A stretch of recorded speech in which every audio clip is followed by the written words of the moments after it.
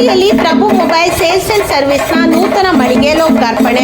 ನಗರದ ತ್ರಿವೇಣಿ ಸರ್ಕಲ್ ಬಳಿಯಲ್ಲಿ ಪ್ರಭು mobile sales and ಸರ್ವಿಸ್ನ ನೂತನ ಮಳಿಗೆಯನ್ನ ಸಮಾಜ ಸೇವಕ ಕೃಷ್ಣಮೂರ್ತಿ ಆಚಾರ್ಯ ಅವರು ದೀಪ ಬೆಳಗಿಸುವ ಮೂಲಕ ಉದ್ಘಾಟಿಸಿದರು.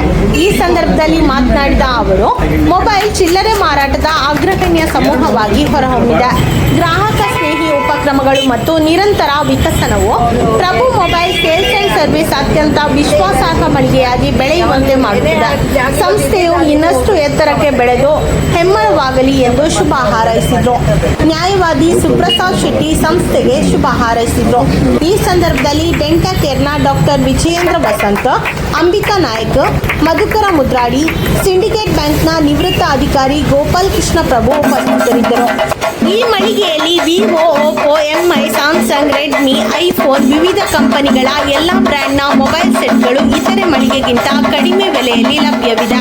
ಪ್ರತಿ ಖರೀದಿಗೂ ಉಡುಗೊರೆಯಾಗಿ ಸ್ಮಾರ್ಟ್ ವಾಚ್ಗಳು, ಏರ್ಪೋರ್ಟ್ಸ್, ನೆಕ್ ಬ್ಯಾಂಡ್ಗಳನ್ನು ನೀಡಲಾಗುವುದು.